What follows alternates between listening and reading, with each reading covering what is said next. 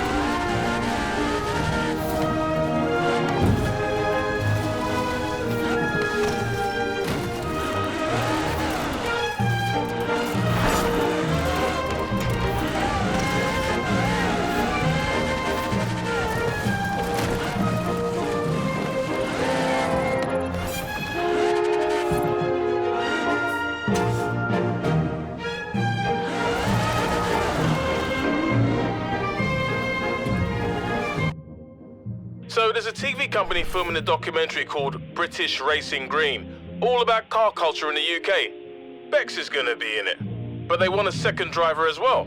Considering how much of a name you are around here, I figured you'd make the perfect co-star. What do you think?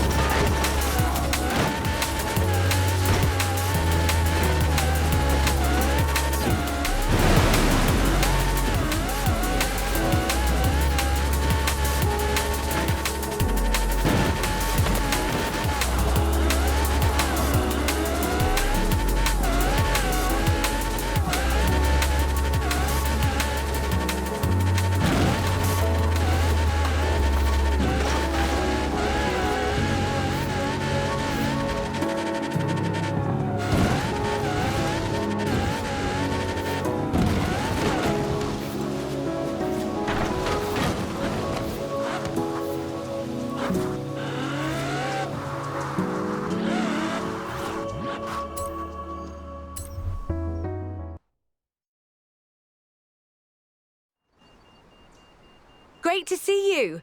We're shooting a documentary about car culture in the UK, and I need a second driver.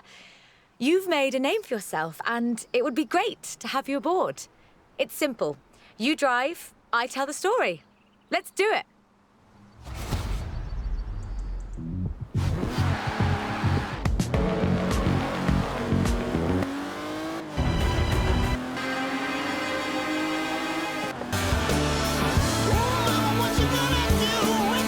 From Aston Martin to McLaren and Bentley, Great Britain is home to over a century of automotive excellence. I'm Rebecca Dawson. Welcome to British Racing Green, a documentary celebrating that history.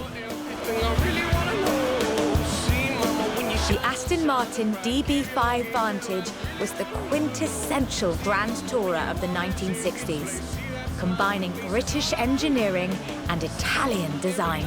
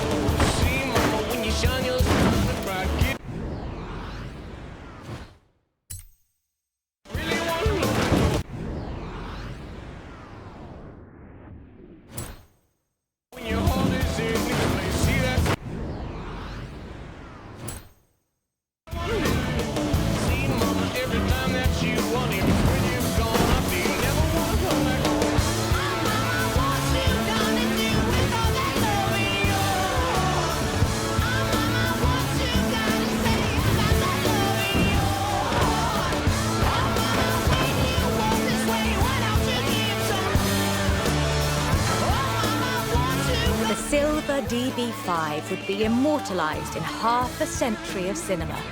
The classic Aston Martin.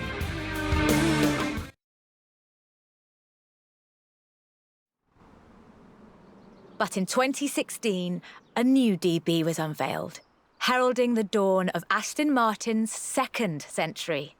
The DB11 is the first production turbocharged Aston Martin.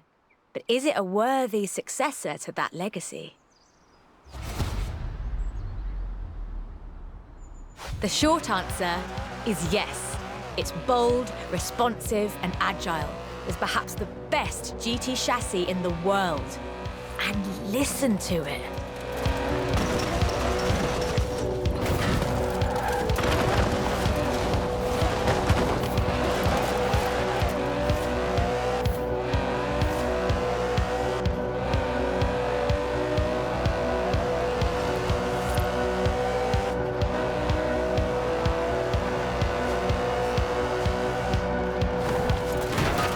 Able to hit 60 miles an hour in 3.5 seconds, the DB11's 5.2-litre twin-turbo V12 boasts a top speed of over 200 miles an hour.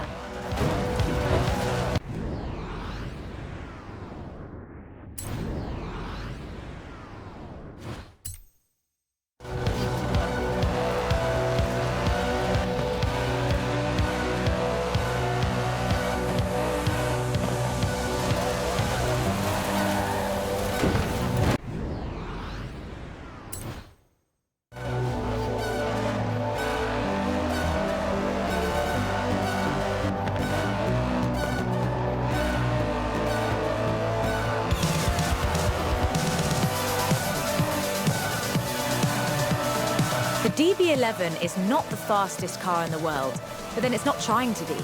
It's sophisticated, effortless luxury. It's an Aston Martin.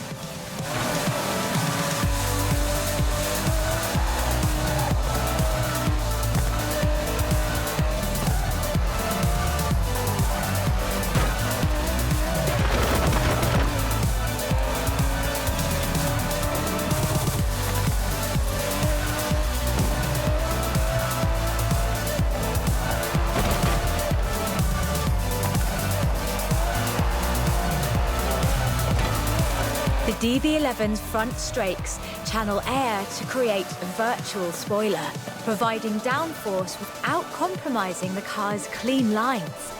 Brilliant.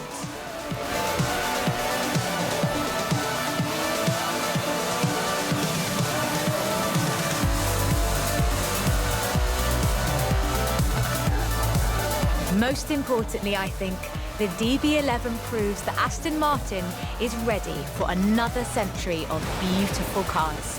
And I can't wait.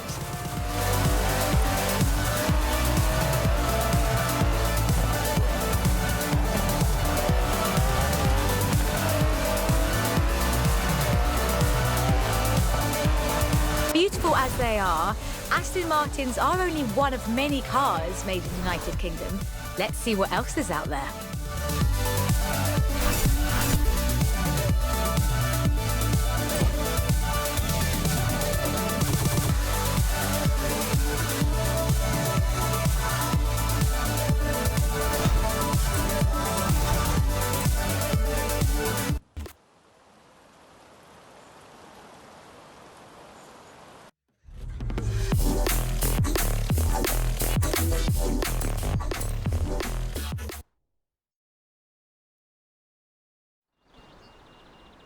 This is shaping up nicely.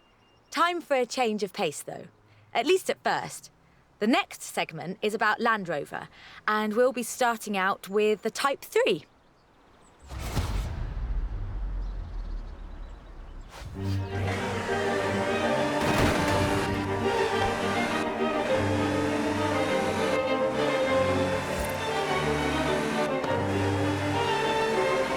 Land Rover, the British sports utility vehicle.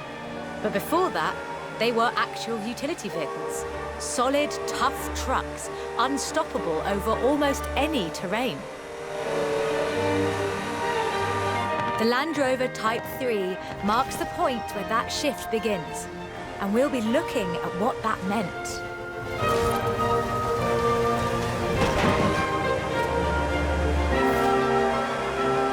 Land Rovers have taken on almost every task imaginable. They've been generators, tractors and ambulances. They've brought peace and carried medicines to disaster zones. They've even been buses. Over 500,000 Series 3s were built, and over 70% of those are still on the road today. They were extensively exported and built under license abroad. Belgium, South Africa, even Australia and New Zealand. With a robust chassis and signature Land Rover engineering, the Type 3 also marked the first time that buyers could choose interior options, like seat box protectors and cubby boxes.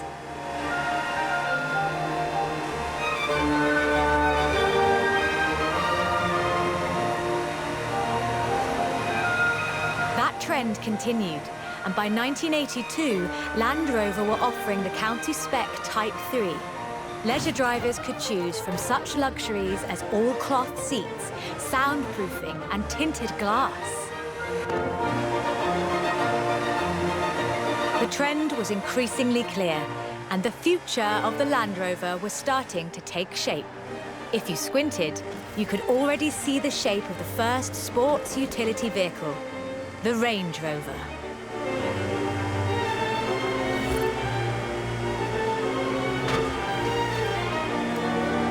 While the stock Type 3 would never be particularly fast uphill, there is almost no hill that it couldn't climb, or dam for that matter, if you've put a proper winch on it.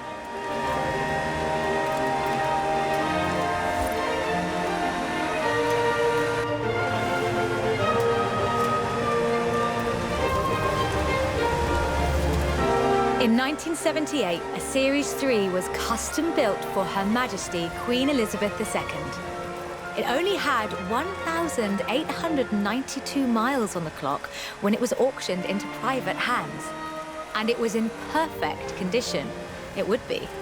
After all, she trained as a mechanic in the 1940s and will likely remain the only royal able to strip and rebuild an engine.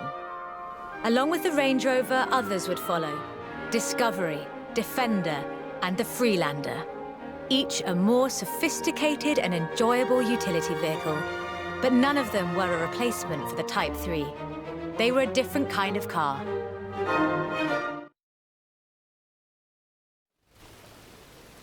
The Type 3 was arguably the first sports utility vehicle, an evolution of the design that would lead ultimately to this. The Bowler Nemesis, an off-road racing vehicle that turned into a production SUV, the Nemesis EXR. It sports a turbocharged 5-litre Land Rover Jaguar engine, crammed into a carbon fibre chassis with integral roll cage. It even has the grille, headlights and rear lights from a Range Rover.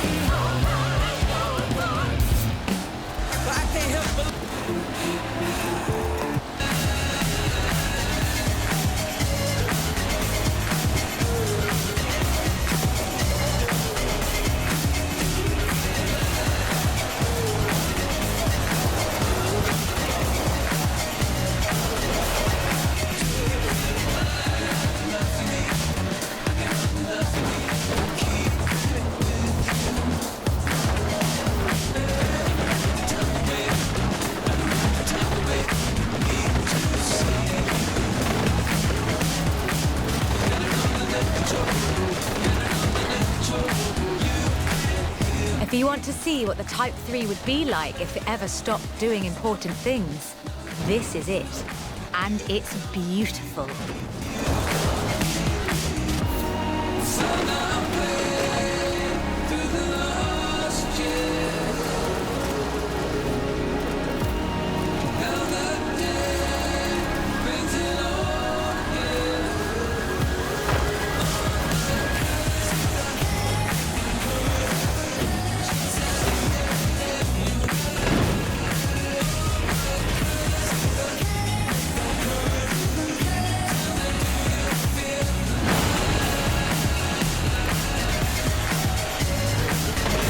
This is an all-terrain supercar. That's the only fair description for this. But that's what you get when you build an SUV with Land Rover DNA.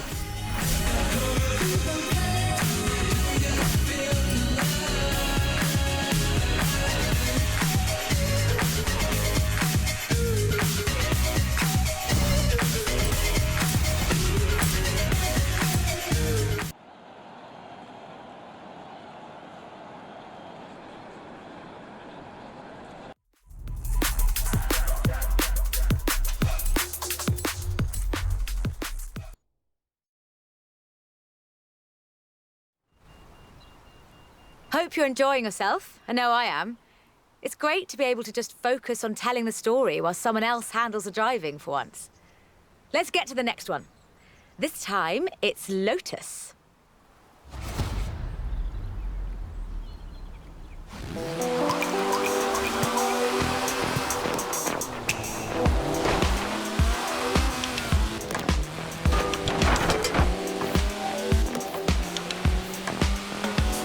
Lotus Engineering Limited began as many stories in British engineering do, in an old barn.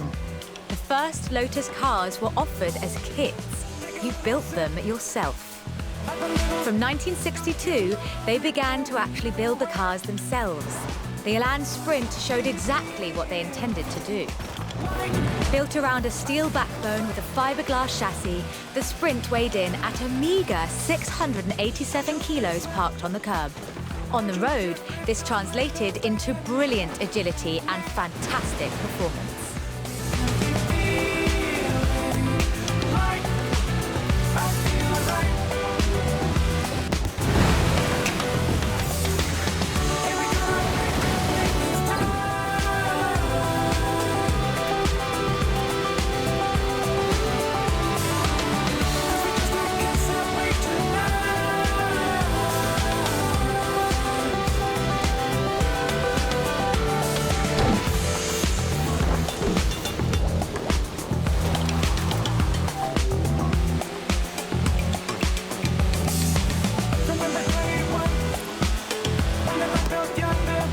The Elan has all the energy, style, and enthusiasm you would expect.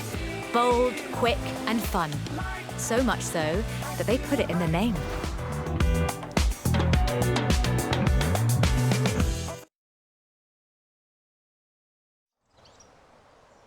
The Elan Sprint was a financial as well as an engineering success for Lotus, validating their approach to design and resulting in a whole family of light, agile roadsters. Which brings us to this, the Lotus Exige. It's heavier than the Elan, admittedly, but it's faster. Much, much faster. Touch the pedal, the Exige responds with instant, relentless acceleration, as you'd expect. With a 0 to 60 time of 3.8 seconds and a top speed of 170 before upgrades and tuning, the Exige is uncompromising.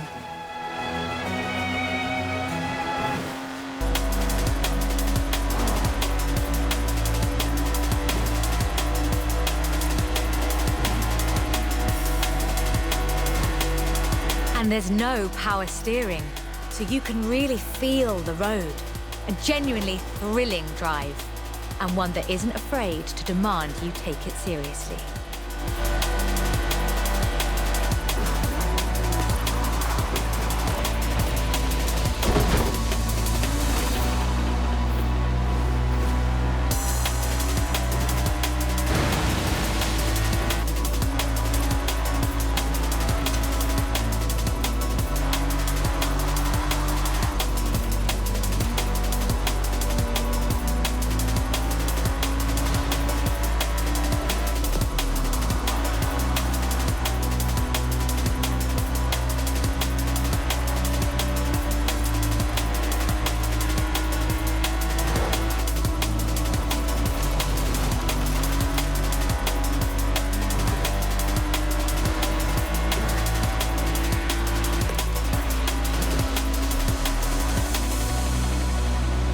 And with rumoured launches of 2 new cars in 2020, Lotus looks set to push the benchmark of the experienced sports car well into the next century.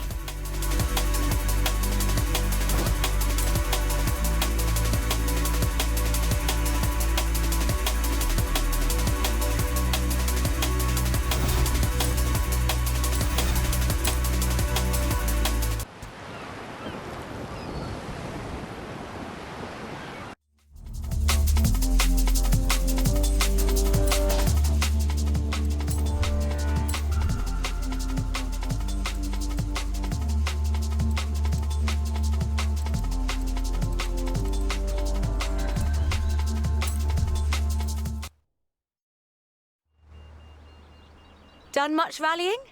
That's a joke. We've all seen what you've been up to. We're doing the next bit on location. You'll see why when you get there.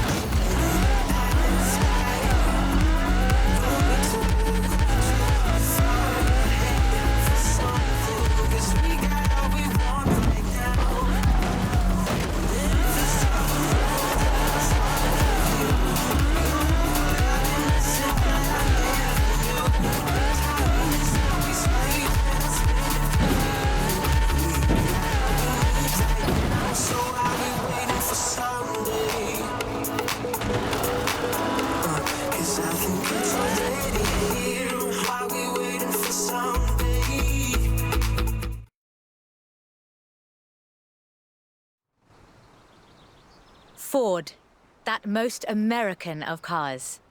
But the Ford Escort, oh, that's British. And more than that, the Escort would become for many synonymous with Group B. In the 70s, Ford had embraced that destiny so firmly that they'd begun their own championships to find new drivers. Drivers for cars like the RS 1800. This was a car designed explicitly for rallying, with a powerful fuel-injected 1790cc Cosworth BDE engine. Homologation rules required that all cars entered into the Group B production, so Ford built 200 of them.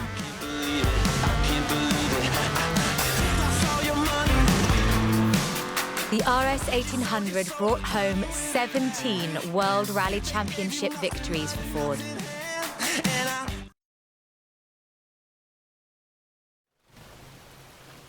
So, of course, Ford set out to design a better one.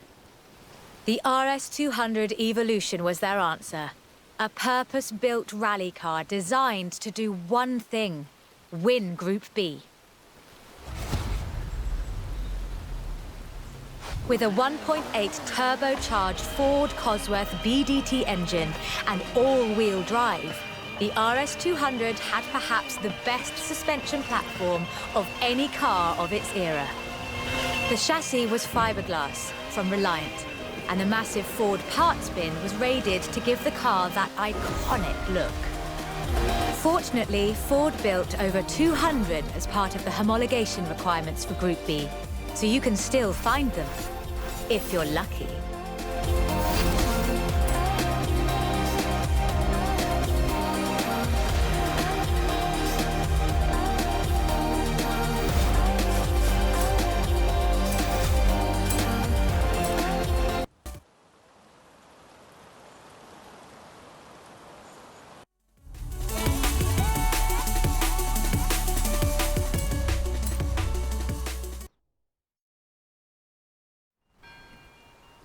You know, I really like this car. Not that I'd want to drive it for too long. Squeeze yourself in there and let's see just how fast you can make it go. Which won't be too fast. But hey, I could be surprised. The Peel P50 has the dubious honour of being the smallest production car in the world. A one-door microcar coupe, featuring a 42cc air-cooled engine capable of a heinous 38 miles an hour. And a handle so you can pick it up and carry it with you when you get to work. And keep in mind that this is the production version. The prototype had the single wheel at the front. Why would you think that was a good idea?